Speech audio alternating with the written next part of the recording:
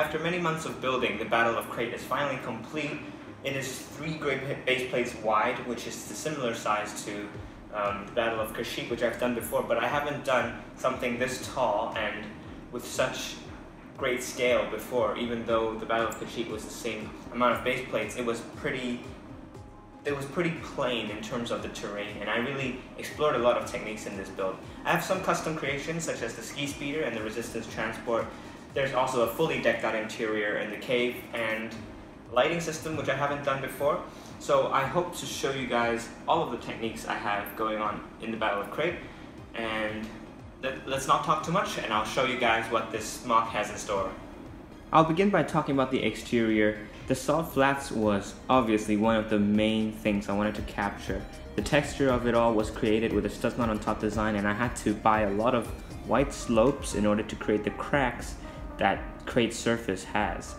Then I had to indent the build to create the trench and some more details on the interior, and to do that means I had to elevate everything else by 5 bricks, and that was a lot of filler to support the entire structure.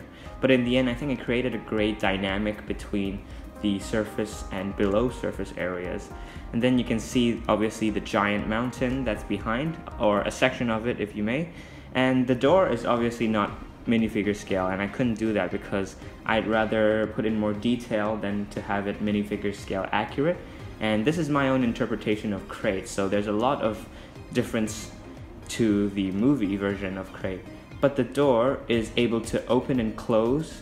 It's on a rail system and it has some friction gears behind, allowing minifigures to walk in and out of the base.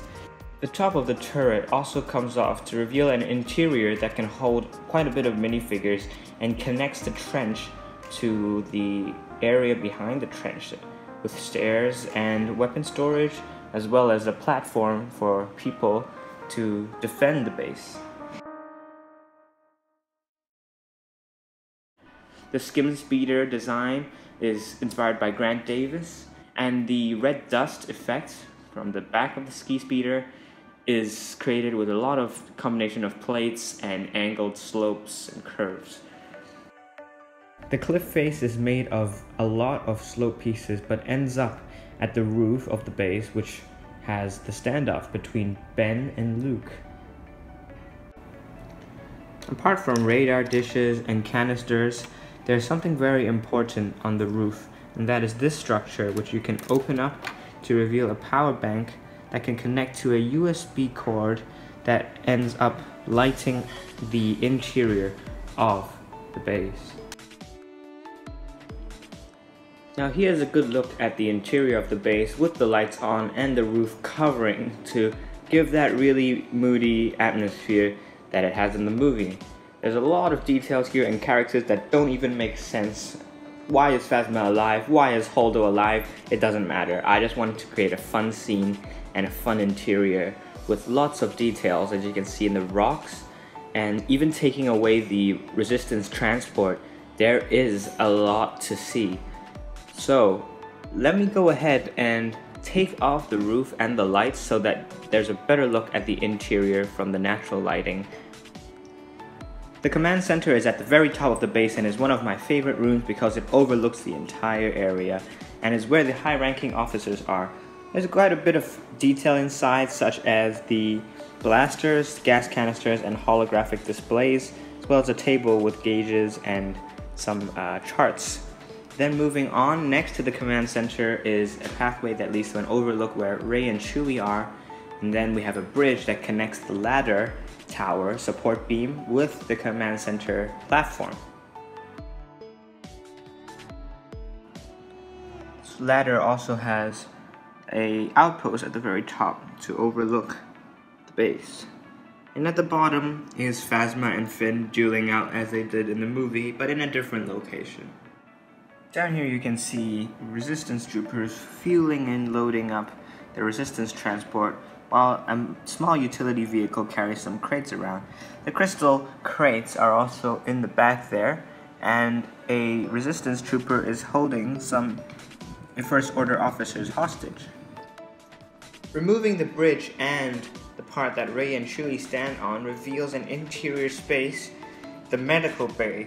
Inside this medical bay is a four-armed doctor and his handy nurse droid to tend to resistance troops who are injured and wounded. And there's a lot of detail in here, including kind of a dispenser machine and some more gauges and controls on the other side. There's also 2 beds that can accommodate some resistance troopers and a window that looks to the outside.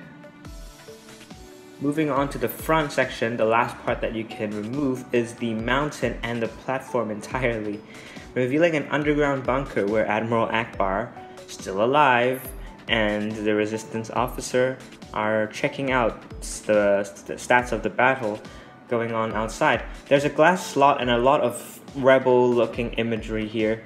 I wanted to evoke that sense of nostalgia that you get inside a rebel base. One of my favorite places to visit in the base is the trench, where there's some light fixtures and a lot of the maroon-colored slopes to give that crystalline effect. And I'm very happy with how the trench has turned out. It's a very good place to take photos. Last but certainly not least is the section I just took off with Poe Dameron and BB-8 in front of yet another pair of canisters, control panels, some crates, and a chair with a command panel that does something unspecific. A lot of crystals. I had to incorporate the trans red color into the wall.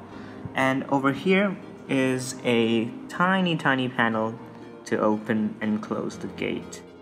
With that said, thank you guys so much for watching this video.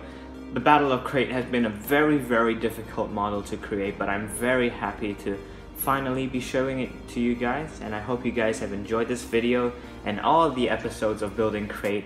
Guys, go back and revisit them if you want to see how I've come to this finale. Thank you guys so much for watching. Don't forget to leave a thumbs up and subscribe to the channel if you haven't already. I'm very open to comments, so please tell me anything you like or don't like about this MOC. I'll give you an update in the comment section below. And just a little heads up, I'm making something interesting, something very different I haven't done before. That's going to be after this video, but I'm afraid after that, and probably up until that, there will be a lot of downtime and a hiatus for LegoLogical, just because I want to have some more time to myself and having no stress in terms of maintaining the YouTube channel. So I'm just really going to be taking a break, and which I have been for the past couple months, but nonetheless, thank you guys for always sticking with me, and I'll see you guys in the next video.